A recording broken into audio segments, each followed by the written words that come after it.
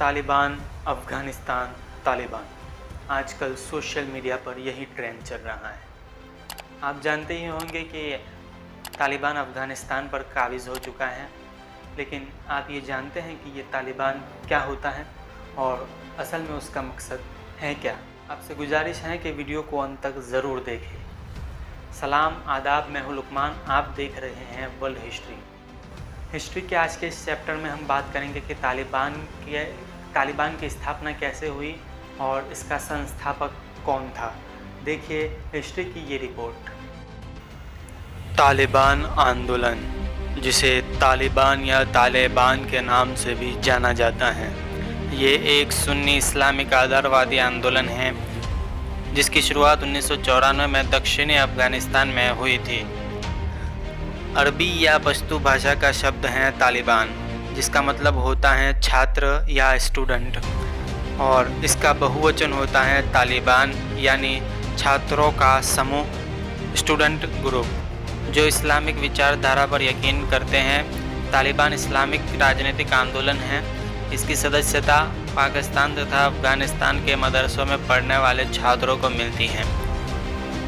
1996 से लेकर 2001 तक अफ़गानिस्तान में तालिबानी शासन के दौरान मुल्ला उमर देश का सर्वोच्च धार्मिक नेता था।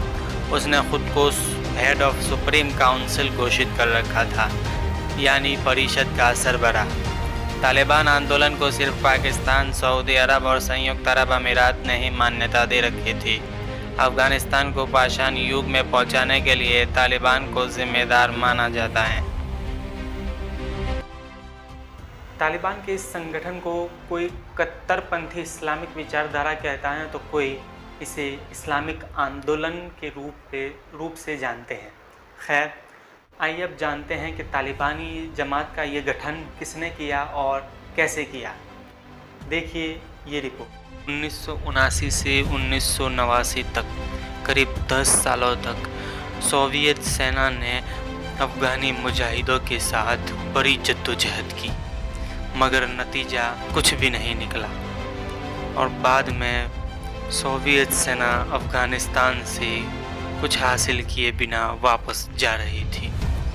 वहीं पश्तून आंदोलन के सहारे 1994 में जब मुल्ला सलाम अब्दुल ज़ैफ़, जो कि सोवियत सेना के ख़िलाफ़ लड़ा था, उसने मुल्ला मोहम्मद उमर से आग्रह किया कि वो हमारे मुजाहिदों की लीडरशिप एक्सेप्ट करें।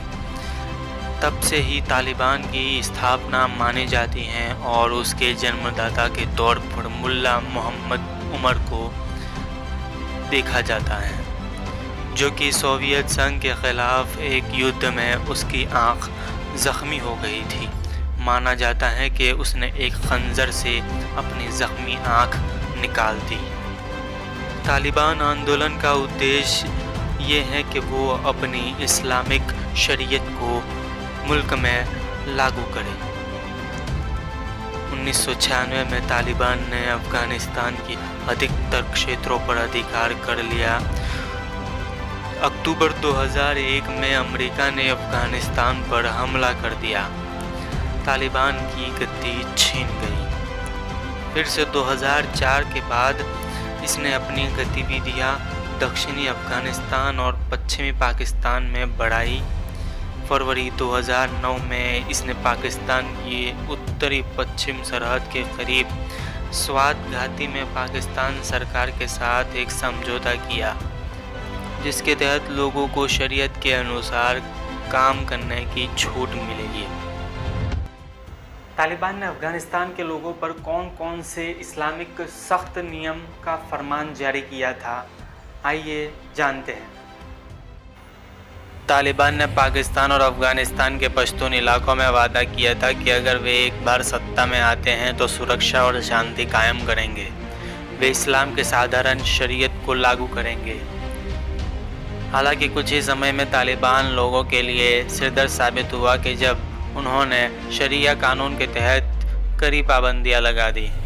सज़ा देने में वे अलग अलग अनेक तरीके अपना रहे थे, जो कि अफ़गानी समाज में इसका बहुत विरोध होने लगा। तालिबान ने शरिया कानून के मुताबिक अफ़गानी पुरुषों के लिए दाढ़ी और महिलाओं के लिए बुर्का पहनने का फरमान जारी किया था।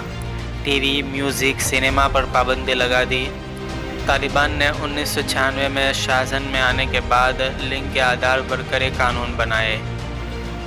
अफ़गानी महिलाओं को नौकरी करने की इजाज़त कुछ हद तक नहीं दी जाती थी। लड़कियों के लिए स्कूल, कॉलेज और यूनिवर्सिटी के दरवाजे कुछ हद तक बंद कर दिए गए थे। तालिबान के किसी भी आदेश का उल्लंघन करने पर उन्हें कड़ी सज़ा दी जाती थी। रेप करने वाले मुजरिम को पत्थरों से मार दिया जाता था और ऐसे कई अनेक कानून बनाए थे जो अफ़गानिस्तानियों के लिए मुसीबत साबित हुई। और आज जैसे कि हम जानते हैं कि तालिबान फिर से अफ़गानिस्तान पर काबिज़ हो चुका है। सोवियत यूनियन की तरह अमेरिका ने भी अपनी घर वापसी कर दी है। जैसे ही अमेरिका की सेना की वापसी हुई, तालिबान ने धीरे धीरे अफ़गानिस्तान को अपने कब्ज़े में कर लिया और लगभग पूरी तरह से अफ़गानिस्तान पर अब तालिबान का नियंत्रण है। अब तालिबान का फ्यूचर क्या होगा वो तो आने वाला वक्त ही बताएगा। वैसे तालिबान के 5 मुख्य चेहरे हैं। पहला है अब्दुल्ला अखुंज़ादा, दूसरा चेहरा है मुल्ला अब्दुल गनी बरादर, तीसरा चेहरा है सिराजुद्दीन हक्कानी, चौथा चेहरा है शेर शाह और 5वां चेहरा है मुल्ला याकूब। राष्ट्रपति के प्रबल दावेदार माने जाते हैं मुल्ला अब्दुल गनी बरादर, जो कि मुल्ला मोहम्मद उमर का बेहद करीबी था और तालिबान का को-फाउंडर था। अफ़गानिस्तान की पूरी हिस्ट्री, पॉलिटिकल हिस्ट्री के बारे में अगर आप जानना चाहते हैं तो बने रहिए हमारी चैनल पर और वीडियो को लाइक, शेयर और सब्सक्राइब ज़रूर करें। धन्यवाद। जय हिंद।